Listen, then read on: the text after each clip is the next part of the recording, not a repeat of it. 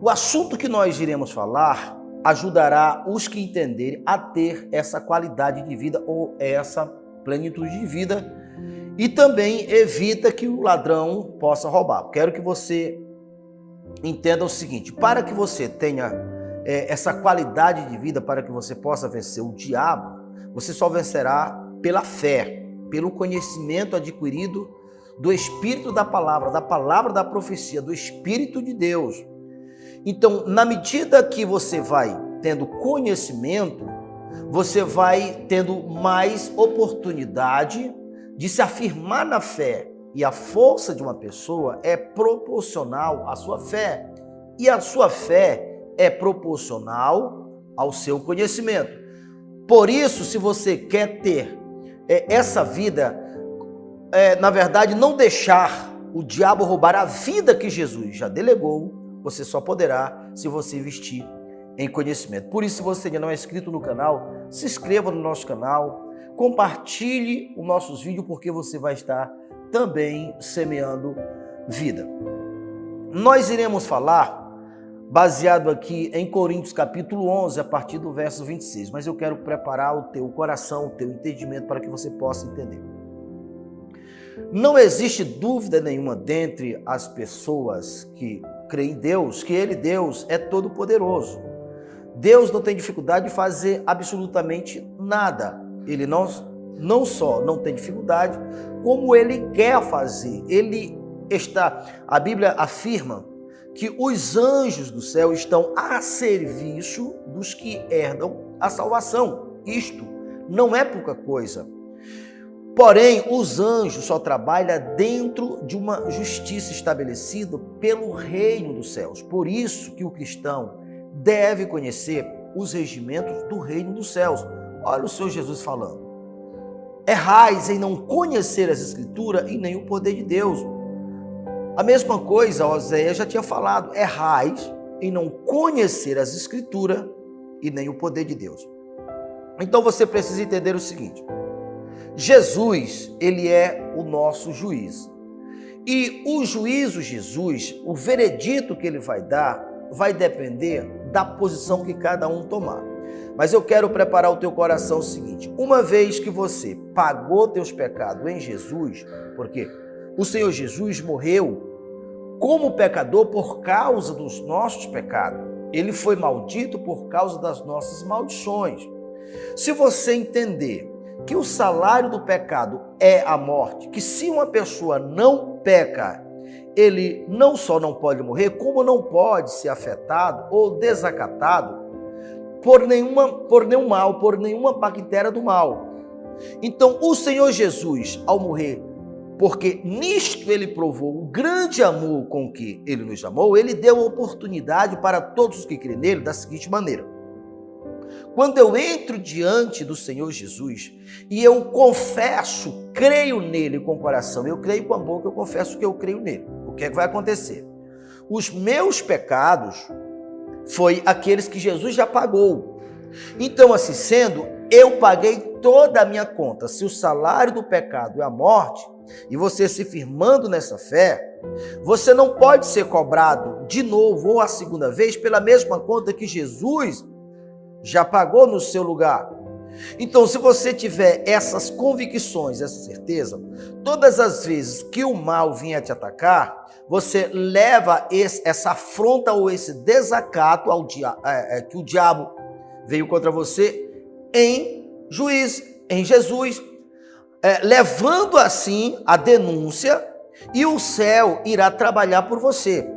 É isso que Isaías 54, a partir do verso 14, está dizendo, aonde Deus disse assim: toda ferramenta preparada contra vós em juízo, vós as condenará. Esta é a herança dos servos do Senhor, dos santos do Senhor, daqueles que hoje crê em o nome do Senhor Jesus. Então, assim sendo, você levou os teus inimigos em juízo, porque os que são de Deus, o maligno não pode tocar. Nós iremos ler, está em João, primeira carta de João, capítulo 5, a partir do verso 18, mas nós vamos ler, mas eu estou preparando o seu coração. Ao mesmo tempo que a morte de Jesus serviu para absolver aqueles que creram, porque eu era pecador, quem merecia morrer era eu. Eu era filho do diabo segundo a Bíblia. Primeira carta de João, capítulo 3, verso 8. Todos que pecam é filho do diabo. Todos nós éramos pecadores, até chegar diante de Jesus. Então, uma vez que nós entendemos que Jesus foi o nosso Cordeiro Pascual, o nosso substituto, aquele que nos deu a oportunidade de sair debaixo do império das trevas para o reino do seu amor, como Colossenses 1, a partir do verso 12, está dizendo, que Deus nos transportou do império das trevas para o reino do seu amor. Isso na prática, quando nós chegamos diante de Jesus, através da pregação do Evangelho, entendendo o que significa a morte da cruz e aceitando. Então, os meus pecados foi para Jesus, em vez de eu morrer, ele morreu no meu lugar e agora as coisas se inverteram.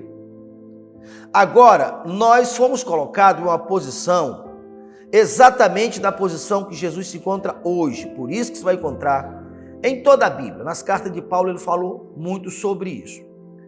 Que nós estamos sentados em Cristo Jesus, nas regiões celestiais, em Cristo Jesus, ao lado de Deus, ou seja, no lugar de comando. Nós éramos escravos, nós estávamos sendo oprimidos, maltratados, negado o direito à vida, mas nós estávamos no reino inimigo, Deus não podia ir lá invadir.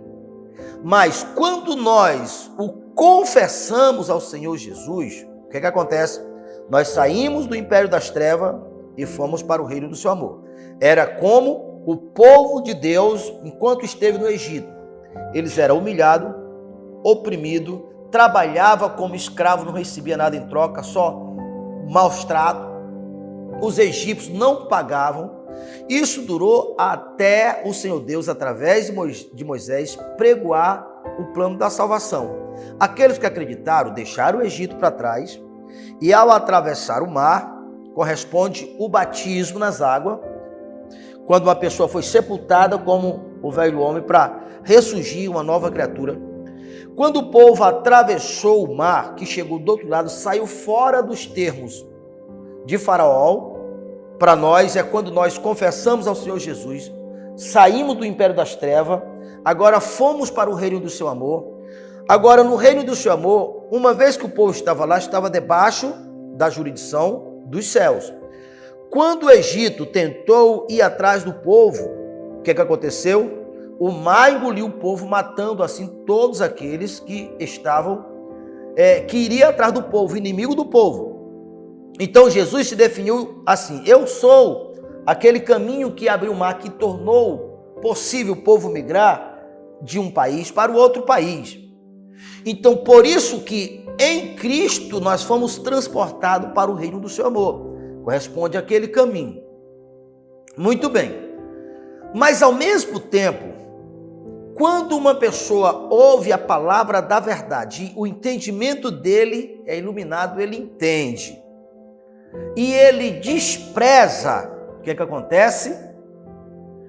Fora da graça é dente por dente, olho por olho, morte por morte.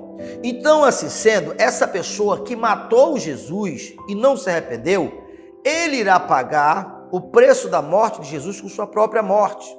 E isso depois de uma pessoa desprezar. Aí alguém pode dizer assim: pois eu aqui não quero esse Jesus. Aqui no simbolismo da Santa Ceia nós iremos estar mostrando. Alguém pode dizer assim: eu aqui não quero nem chegar perto da Santa Ceia. Você precisa entender que todos que não estão em Cristo já estarão condenados. É só você olhar ali Marcos capítulo 16, a partir do verso 15. Ide por todo mundo, pregai o evangelho a toda criatura. Quem crê e for batizado será salvo.